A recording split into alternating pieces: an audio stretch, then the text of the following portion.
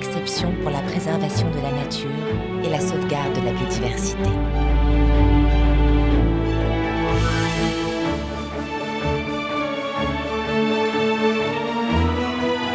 C'est en compagnie des personnages animés de l'univers de Minuscule que nous vous emmenons découvrir la beauté et la majesté de ce territoire précieux.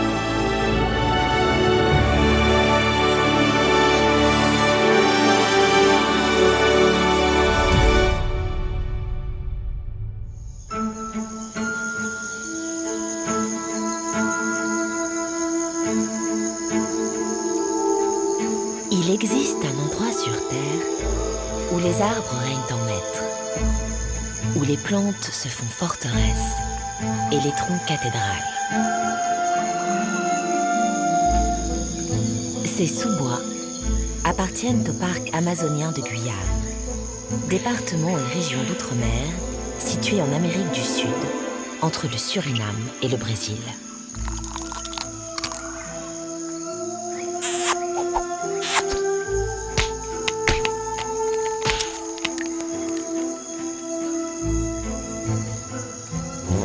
Le parc, créé en 2007, offre 34 000 km² de trésors naturels.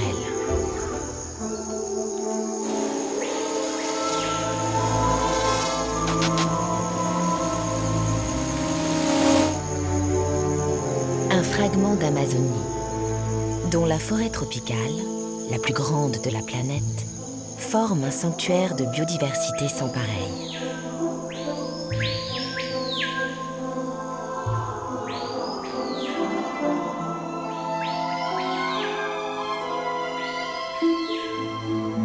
Alors que les autres parcs nationaux français abritent en moyenne 2000 espèces de plantes, le parc amazonien en compte près de 5000.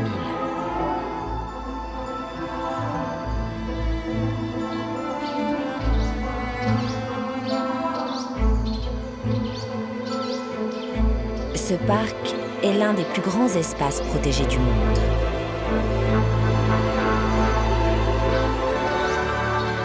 Le plus vaste de France.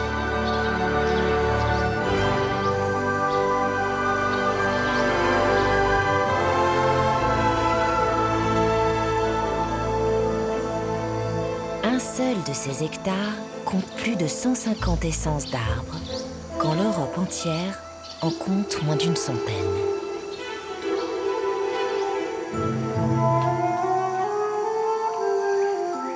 Soumis à un climat équatorial, le parc amazonien abrite aussi une diversité d'écosystèmes et de milieux naturels uniques.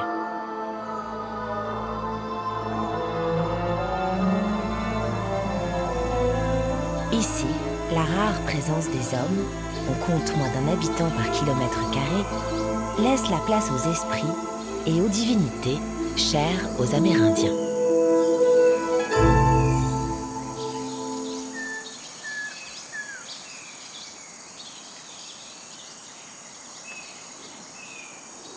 Avec plus de 1200 essences d'arbres, la forêt du parc offre d'infinies nuances de vert.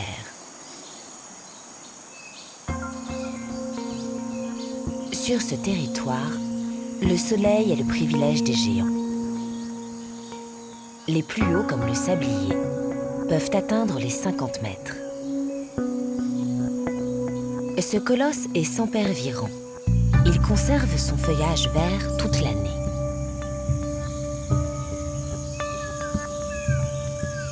Endémique des forêts tropicales d'Amérique, il est souvent pluricentenaire.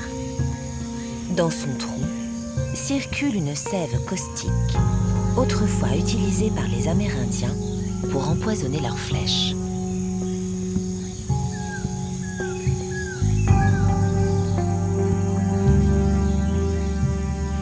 La canopée est le royaume des dominants, ceux qu'on appelle ici arbres du présent, qui pour régner ont développé des qualités particulières.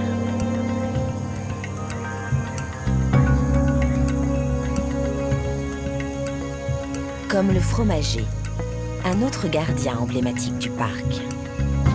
Sa carrure et son élégant houppier en ont fait un arbre sacré pour toutes les communautés guyanaises. Selon la croyance populaire, il abriterait l'esprit des anciens.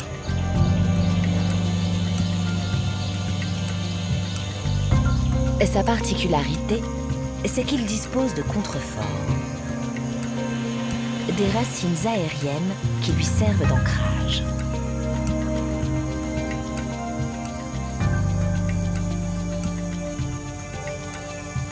Elles sont aussi un moyen de capter des nutriments en surface, car en forêt tropicale, les sols sont généralement pauvres et peu profonds.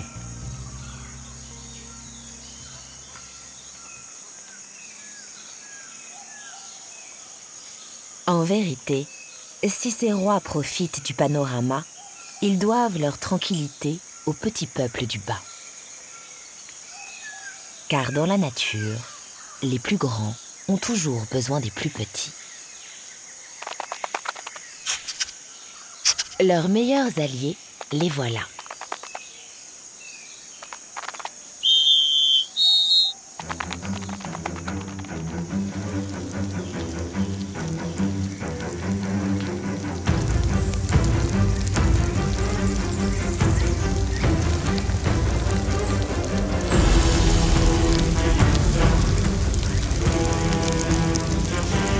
Ces fourmis légionnaires sont en chasse et elles sont redoutables. Leurs raids sont dévastateurs. Une colonie consomme jusqu'à 30 000 proies par jour.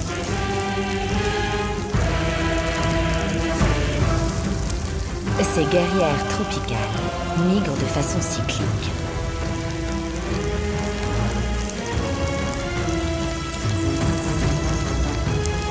Pendant 3 semaines, elles traquent la moindre proie dans toutes les directions, jusqu'à faire une pause le temps d'un bivouac temporaire. Cette chasse migratoire s'appelle marabunta en Amérique latine. Face à plusieurs dizaines de milliers d'individus, c'est le sauve-qui-peut dans la litière de la forêt.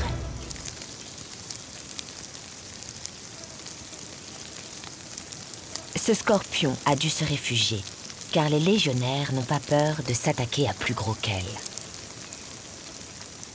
Cette sauterelle attend aussi que l'armée des fourmis passe. Pas un geste, il ne faut pas se faire repérer. Heureusement, le cabribois peut compter sur sa tenue de camouflage qui l'aide à se fondre dans le décor. Mais tout le monde n'a pas une garde-robe aussi efficace. Cette scolopendre, pourtant carnassière et venimeuse, s'est mise à l'abri.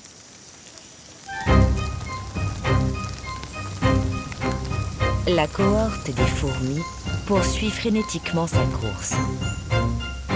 Elles peuvent parcourir plusieurs centaines de mètres par jour. Aucun obstacle ne semble les arrêter.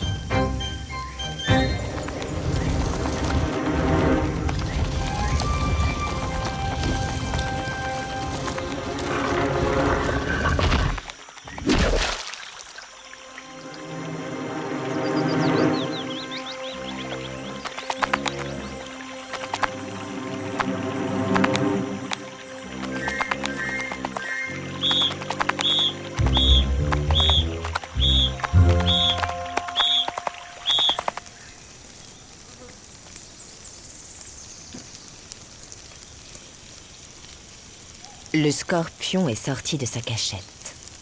Trop tôt, car les soldats l'ont repéré. Tant qu'ils restent en faible nombre, ils ne font pas le poids face aux grandes pinces de l'arachnide.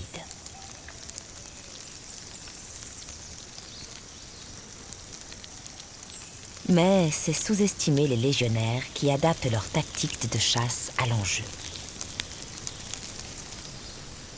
Le scorpion est désormais couvert de fourmis. Il a peu de chances d'en réchapper vivant. Avec une telle force de frappe, ces légionnaires constituent l'insecticide le plus efficace qui soit pour le parc amazonien de Guyane. Car elles débarrassent l'environnement des insectes phytophages, ceux qui s'attaqueraient aux plantes et aux arbres. Depuis des millénaires, ces terres vivent au rythme des alliances qui s'y sont créées. Une alchimie de rôle où chaque espèce a son importance.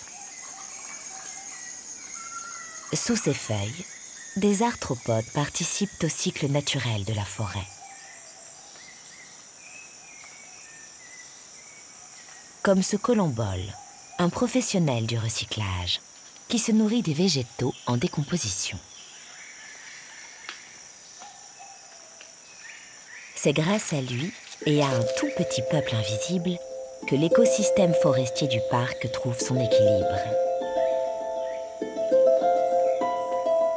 Mais c'est aussi, comme partout sur la planète, grâce au fantastique pouvoir d'adaptation de son monde vivant.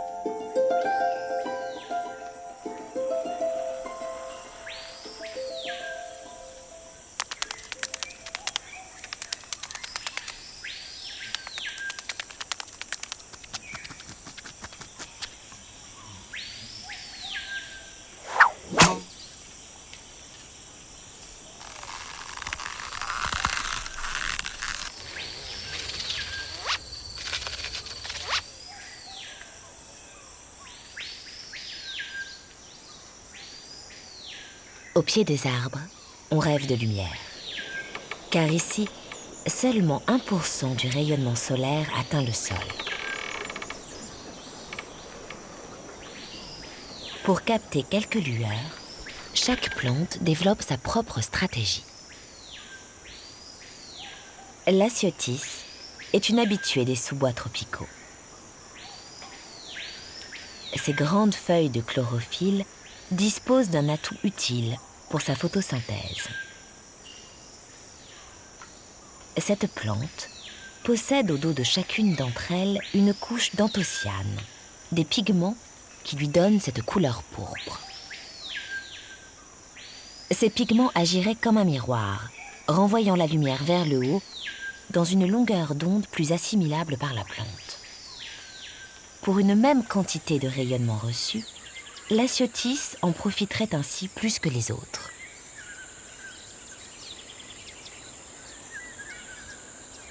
Dans ces sous-bois, on ne se nourrit pas que de lumière. Pour récolter des matières organiques et leurs composants nutritifs, le palmier kunana a sa méthode. Ses longues feuilles forment un entonnoir qui lui permet de récupérer tout ce qui tombe des arbres. En Guyane, on l'affuble du doux nom de palmier poubelle. Des feuilles qui, avec le temps, deviendront un compost riche en minéraux.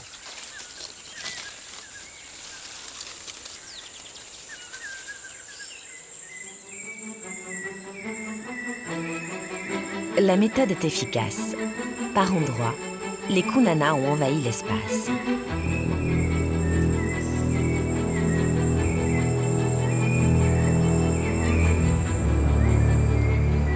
Car plus qu'une course à la lumière, c'est une guerre silencieuse qui semble se jouer au sol.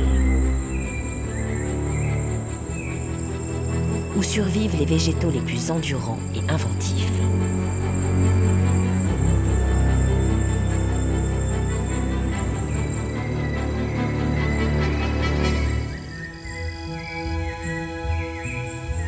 Pour sortir de l'ombre, certaines plantes ont renoncé à un contact direct avec la terre. Elles poussent sur l'arbre même, comme cette épiphyte, un philodendron, qui reçoit ainsi plus de lumière, mais peut aussi s'hydrater à son aise.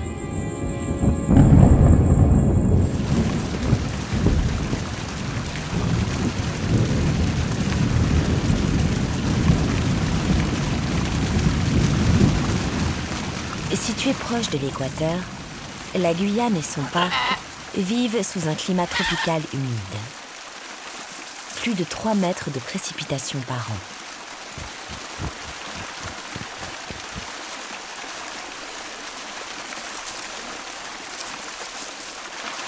Des pluies diluviennes qui abreuvent toute la canopée et participent à cette nature luxuriante. En saison sèche, elle ne dure jamais très longtemps.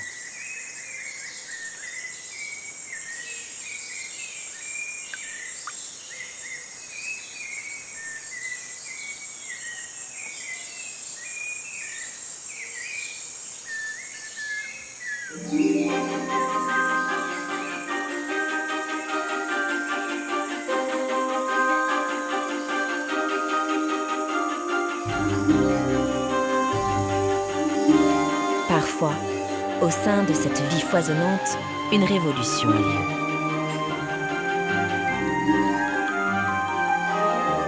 Un de ces colosses arrive à la fin de son règne. Un puits de lumière apparaît. Un chablis, dit-on en botanique.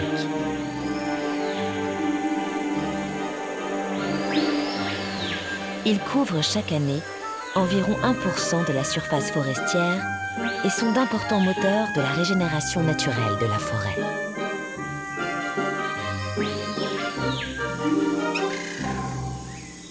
Les mousses colonisent l'écorce morte sur laquelle germe toute une nouvelle vie.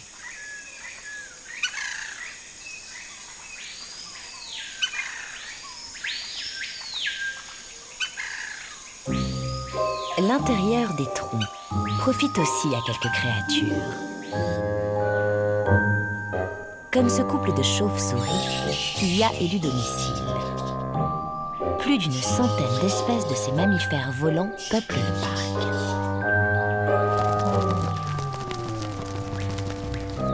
Les insectivores, comme cette Micronycteris, peuvent avaler plus d'1 millier d'insectes en une nuit.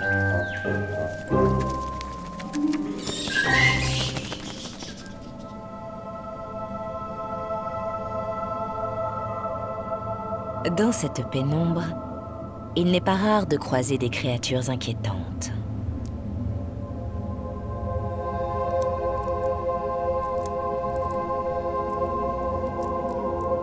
Voici l'amblypyge, un arachnide dit lucifuge qui fuit la lumière.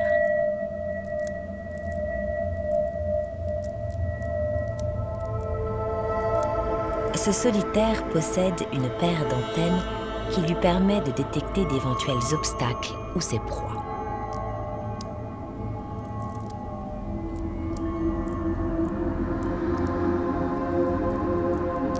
L'amblypyge peut rester 1 mois sans nourriture.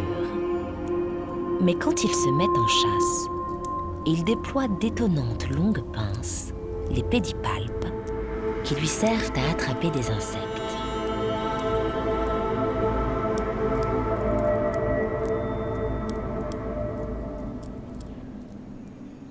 Malgré son aspect effrayant, l'amblypyge est inoffensive pour l'homme.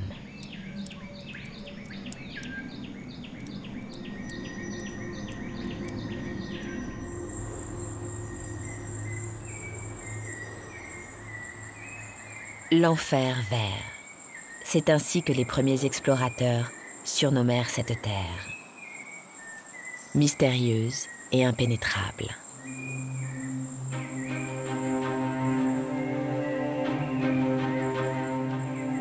Aujourd'hui encore, c'est seulement par la voie de l'eau que l'on s'y déplace.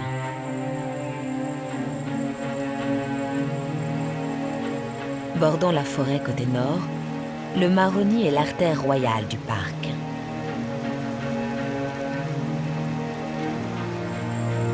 Fleuve nourricier sans pareil, avec ses 610 km, c'est le plus long de Guyane. Ces eaux forment une frontière naturelle avec le Suriname, où il prend sa source.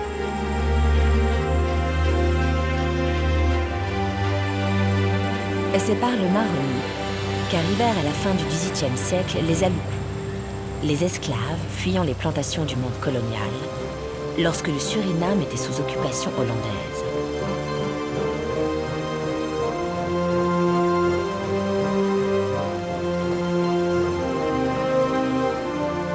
Ces fugitifs fondèrent leur premier village autour des Abati-Kotika, un site naturel unique.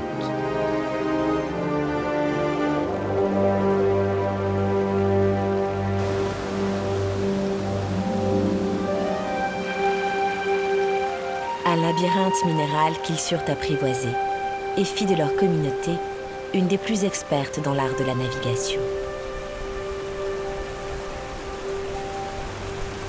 Les descendants de ces esclaves qui représentent 20% de la population installée sur les rives du Maroni, n'ont rien perdu de cette maîtrise.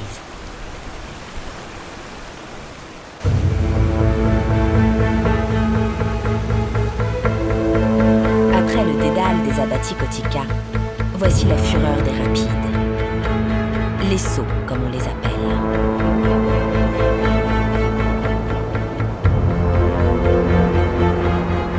Le Maroni en compte environ une centaine sur son cours.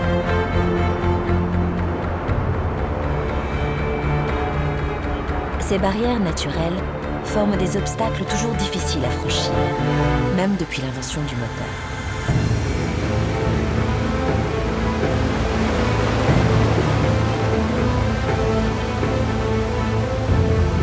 Aujourd'hui encore, les piroguiers font une prière avant de passer le saut les édétés.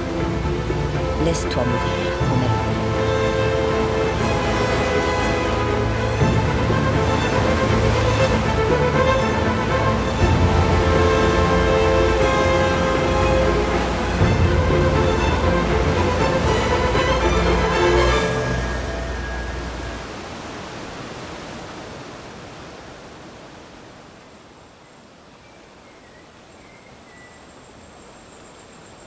Les affluents et les rivières du Maroni constituent aussi des refuges pour une faune aquatique rare.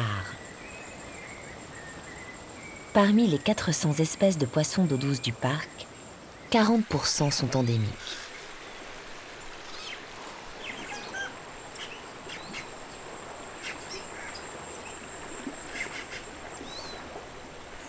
C'est le cas de ce poisson-chat, pas comme les autres.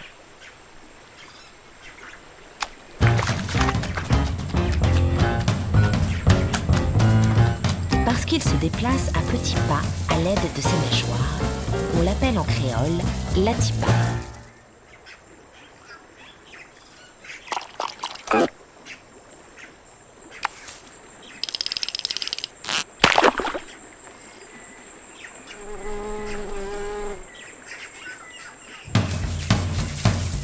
Ce drôle d'énergumène stocke l'oxygène avalé par sa bouche dans une poche à air située au niveau de ses intestins.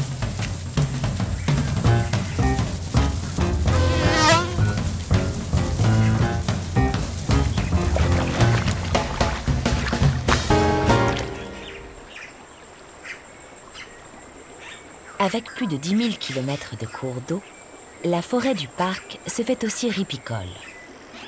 À l'interface entre milieu aquatique et terrestre, ces zones constituent un habitat privilégié pour de nombreuses espèces animales. Les eaux peu profondes et à faible débit attirent en particulier un mammifère emblématique du parc, la loutre géante. Elle peut atteindre 2 mètres de longueur. Cette femelle rejoint son campement où ses petits l'attendent. Les loutres ont le sens de la famille.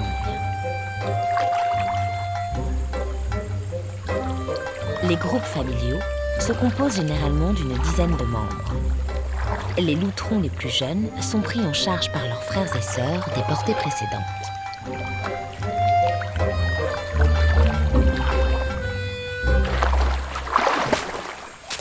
Pour veiller sur leur clan, ces mammifères marquent régulièrement leur territoire. Il peut s'étendre sur plus de 100 km².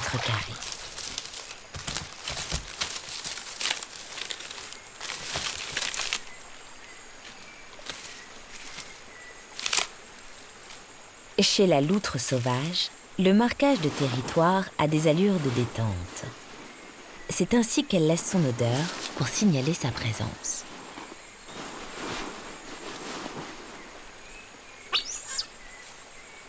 Quant aux petits, ceux qui ont moins de 6 mois restent dans leur terreau.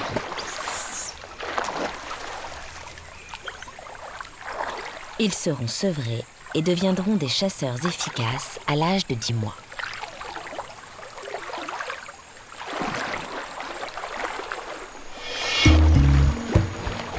La loutre géante est un grand prédateur.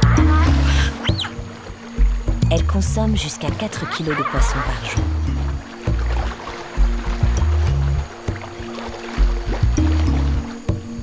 Ses mets préférés, les piranhas et les anguilles.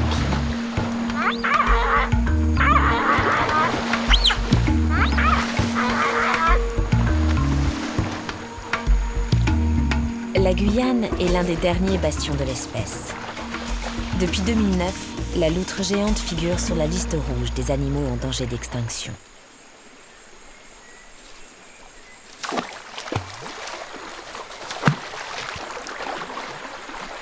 Selon l'Union internationale pour la conservation de la nature, les loutres géantes auraient d'ores et déjà disparu d'Argentine et d'Uruguay.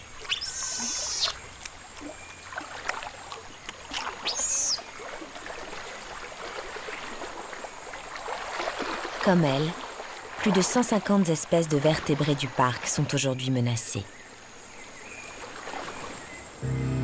Plus des 3/4 dépendent de ces cours d'eau. C'est que le Maroni subit depuis plus de 20 ans les conséquences dramatiques de l'orpaillage illégal.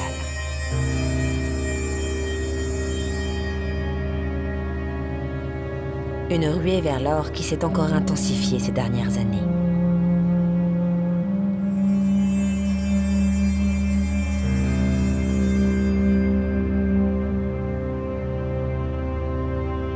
Le parc amazonien a dénombré plus de 130 sites d'orpaillage illégal sur son territoire en 2019.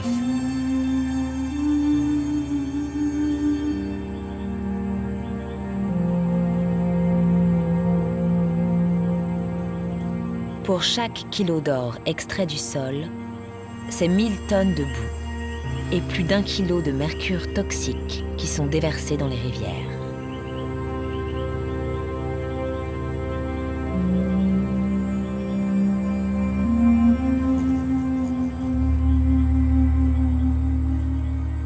Face à ce spectacle désolant, on comprend que les habitants de ces lieux fassent triste mine.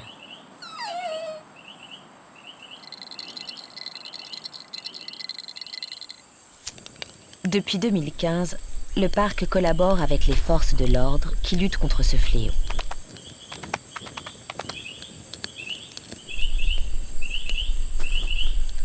Il envoie sur le terrain des inspecteurs de l'environnement.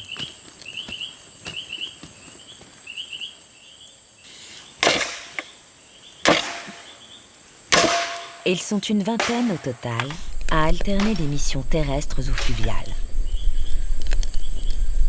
Généralement, ils procèdent à des saisies ou à la destruction de chantiers d'extraction.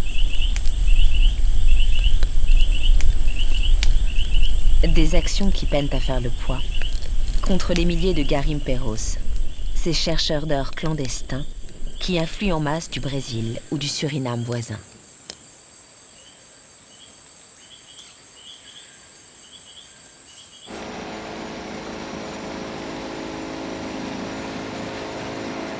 Près de 2000 km de cours d'eau seraient impactés par l'orpaillage illégal, contaminant ainsi les populations qui s'alimentent grâce à ces eaux. Car les 18 000 habitants du parc vivent quasiment tous en bord de fleuve. Des communautés qui attendent une réelle coopération avec les pays voisins pour lutter contre ce drame sanitaire et écologique.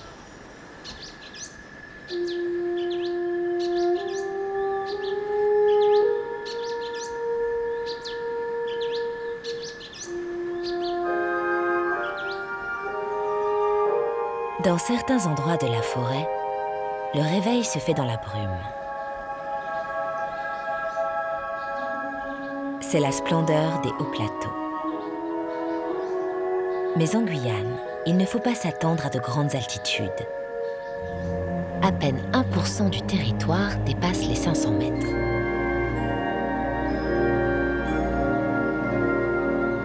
Non loin des monts Belvédère et Galbao, voici le petit bourg de Saül.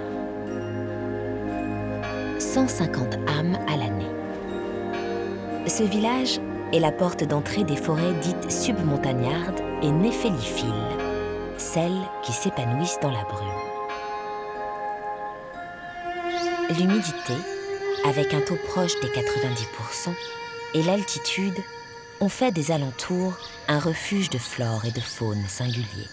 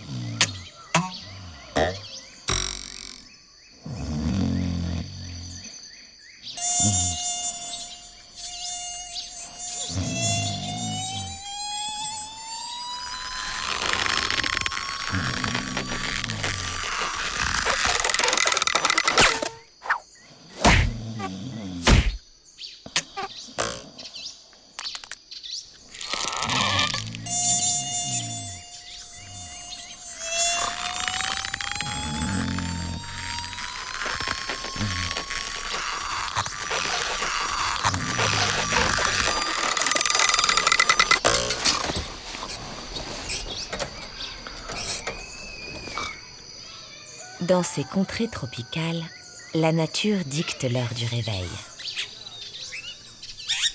Un arbre du village a été pris d'assaut par une colonie d'oiseaux. Ces nids, en forme de grosses chaussettes, ont demandé 15 jours de dur labeur. Les caciques cul jaune en sont les artisans couturiers. Ce sont eux qui chaque matin réveillent le bourg de leur chant plus ou moins harmonieux. Chez les caciques cul jaune, la parité dans le couple n'est pas d'une modernité folle. Construction et entretien du nid, élevage des petits, les femelles s'occupent de tout.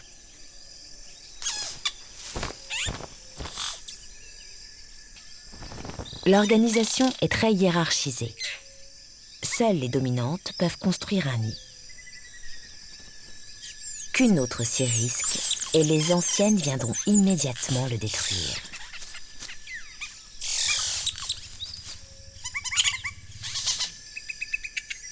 Pendant ce temps-là, les mâles, eux, font les beaux. Pour constituer des harems de 25 compagnes, leur plumage doit être impeccable. Car ces oiseaux tropicaux sont des don Juan, toujours aux aguets d'une nouvelle conquête.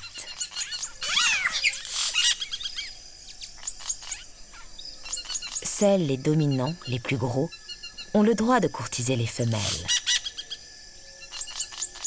Les mâles subordonnés, eux, jouent le rôle de sentinelles.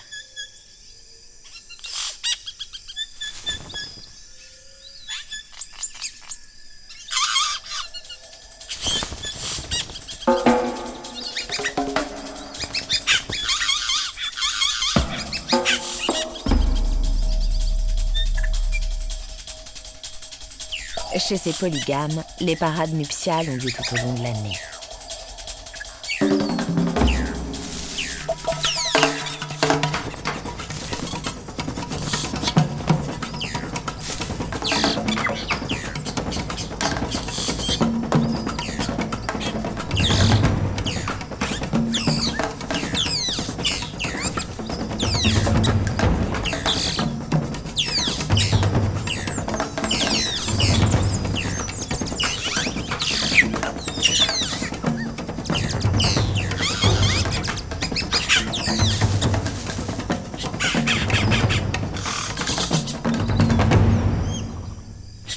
Cette approche ressemble plus à du harcèlement qu'à une douce sérénade. Mais c'est ainsi que cela fonctionne chez les caciques.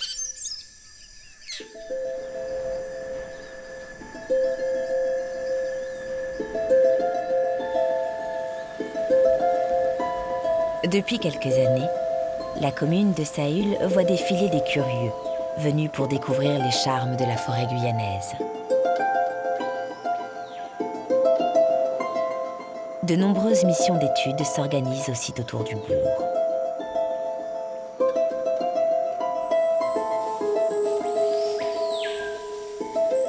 Cet agent du parc est un scientifique chargé de réaliser un inventaire de la faune.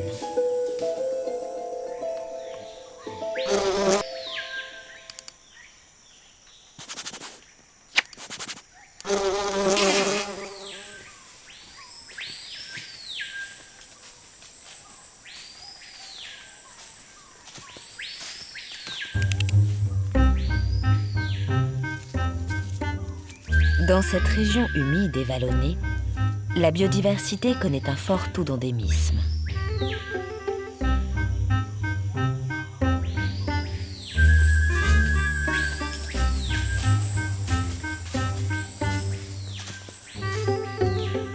Comme cette grenouille qui a entendu le scientifique approcher. On l'appelle la rainette singe. À la voir se déplacer dans les arbres, on peut dire qu'elle porte bien son nom. À l'extrémité de ses doigts, elle possède des disques adhésifs qui lui permettent de s'accrocher.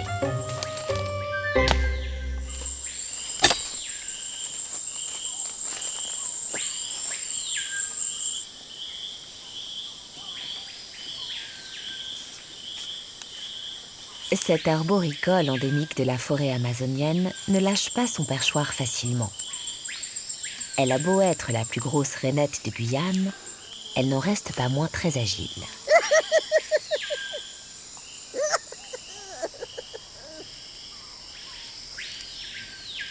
Avec cet amphibien, mieux vaut garder ses mains à distance, car la rainette singe est venimeuse. Son venin, plus puissant que la morphine, a longtemps été utilisé par les Amérindiens pour entrer en léthargie au cours de certains rituels. À ce jour, pas moins de 80 espèces d'amphibiens ont été observées dans ce secteur.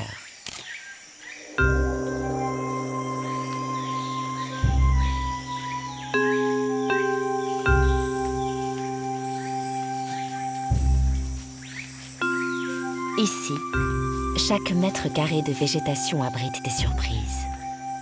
Encore faut-il avoir l'œil.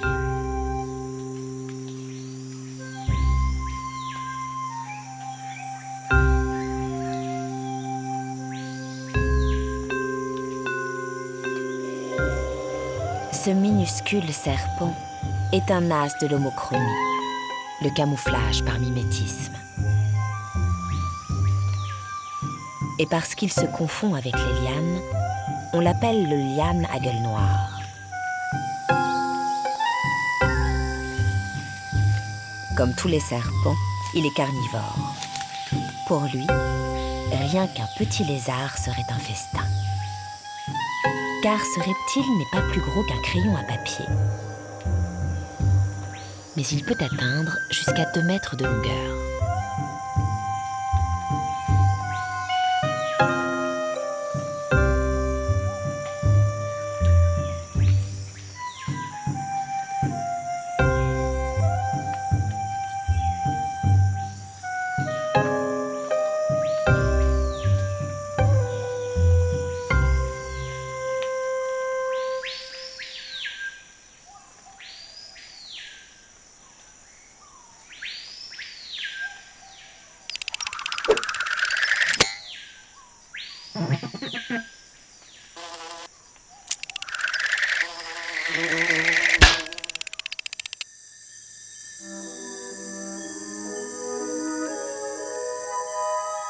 Le parc amazonien de Guyane n'est pas un couche-tard. Ici, quelle que soit la saison, autour de 18 heures, le soleil disparaît.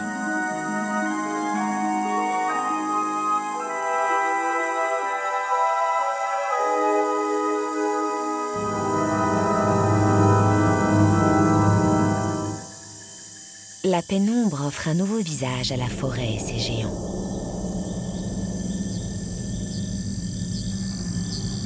Et dans le folklore guyanais, on raconte qu'un monstre profiterait de cette obscurité pour sortir.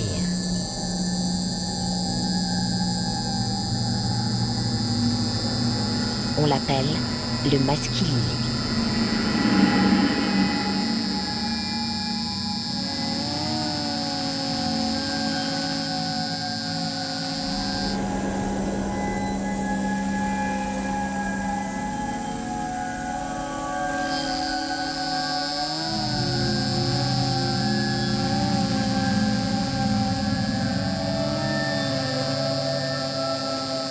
Le maskilili rôderait non loin des habitations, où l'on dit qu'il enlèverait les enfants qui ne sont pas sages et tenterait d'égarer le promeneur surpris par la nuit. Mais le petit peuple de la forêt peut dormir tranquille. Cet esprit malin ne s'en prend qu'aux humains.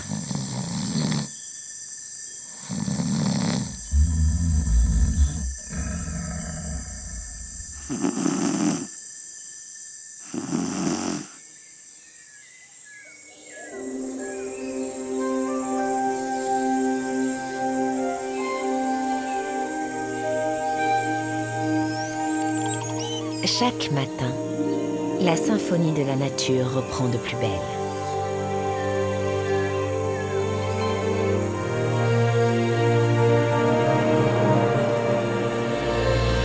Pendant longtemps, on a cru que cette forêt était vierge. Mais l'on sait aujourd'hui que c'est un mythe d'explorateur. Le parc abonde de sites archéologiques qui permettent d'affirmer que depuis 7000 ans, des hommes ont parcouru et occupé ces espaces.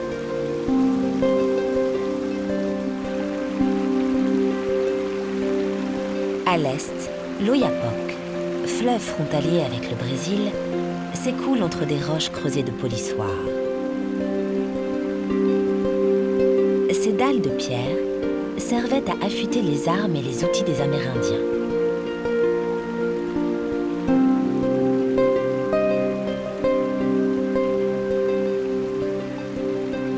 Les scientifiques estiment qu'à l'arrivée des Européens au XVe siècle, la population amazonienne comptait entre 5 à 6 millions d'habitants.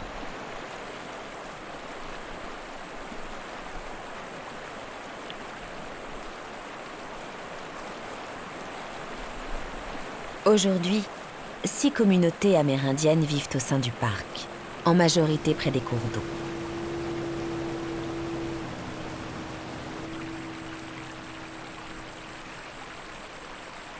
Sur les rives de l'Oyapock, Camopi est le territoire des Wayampi et des Tekos.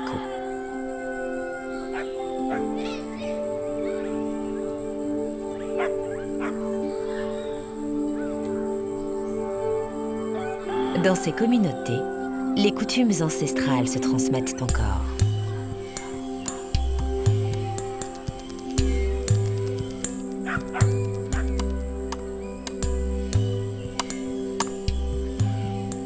Ce Wayampi est en train de fabriquer un arc. Il s'en servira pour pêcher. En saison sèche, c'est la tradition.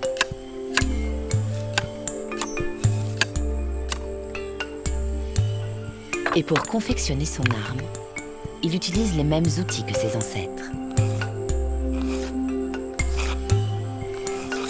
Pour ces communautés proches de la nature, rien ne se perd, tout se transforme. C'est ainsi qu'une mâchoire de pécari, cousin du sanglier, fait office de rabot.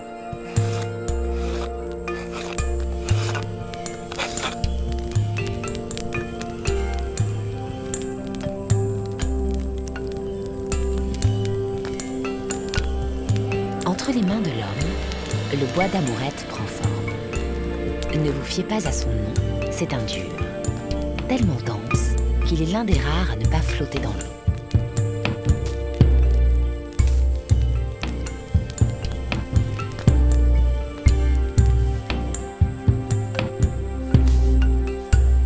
C'est avec des fibres d'ananas sauvages, patiemment tressées, que l'arme prend sa touche finale.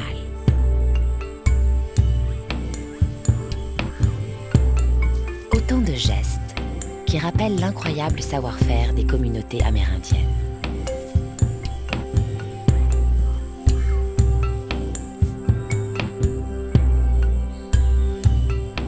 Chez les Wayampi, on raconte que les flèches auraient été offertes par les fils du soleil et que pointer son arc vers le ciel serait une marque de reconnaissance à l'astre bienfaiteur.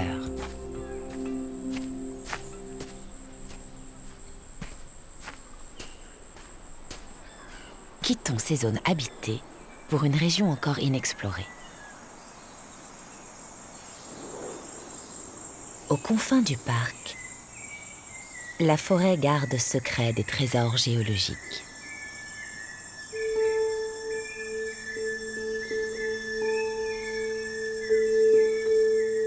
Émergeant, telle une île au milieu de l'océan de verdure, voici l'Inselberg Canarizoso, à la frontière du Brésil.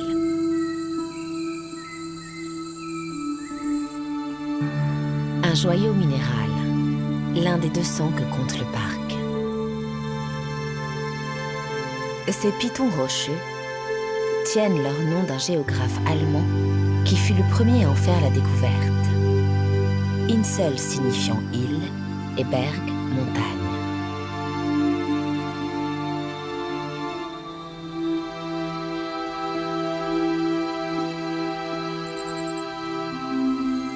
À peine la moitié d'entre eux ont été approchés et étudiés par des scientifiques.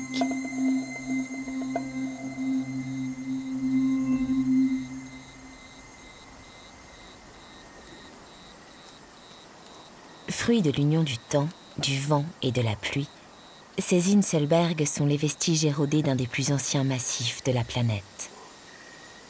La chaîne des boucliers de Guyane, vieille de 2 milliards d'années.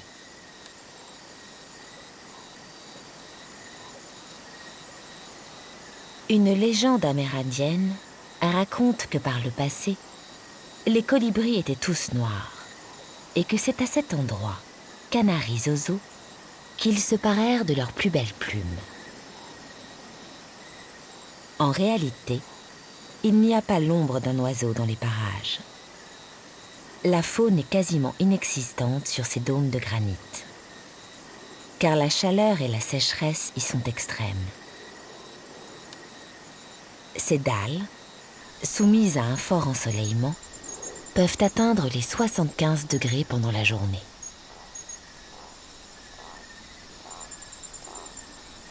Dans de telles conditions, mieux vaut rester à l'ombre.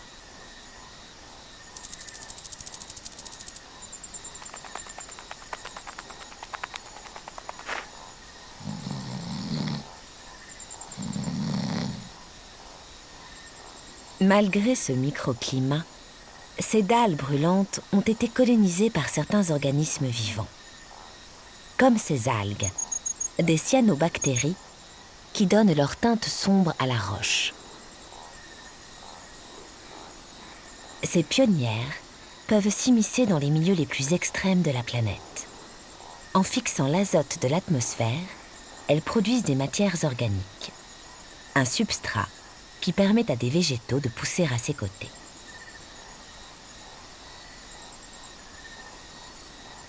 Et parmi ces téméraires, il y a quelques merveilles.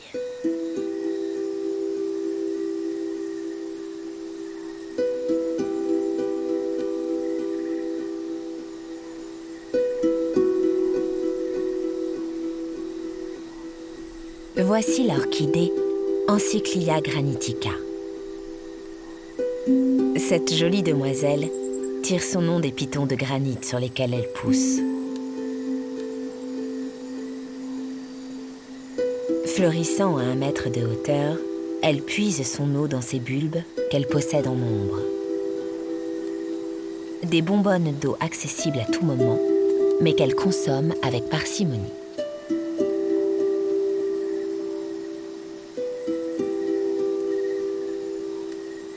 À ses côtés, l'Aecma pollianta, endémique des forêts tropicales d'Amérique du Sud.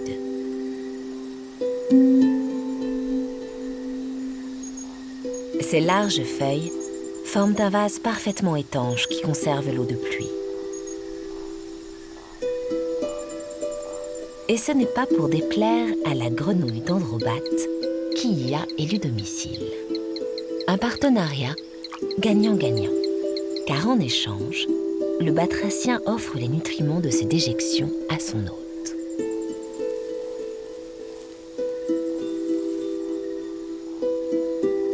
Et, pour les nouvelles venues qui n'ont pas encore déployé leurs atouts, rien n'est perdu d'avance. Après tout, la nature fait ici des miracles depuis des millénaires. Des milliers d'espèces, liées par des pactes insolites, assurent leur descendance au sein de cette forêt. Et il reste encore tant à découvrir. D'après les scientifiques, seuls 20% de la biodiversité mondiale serait connue.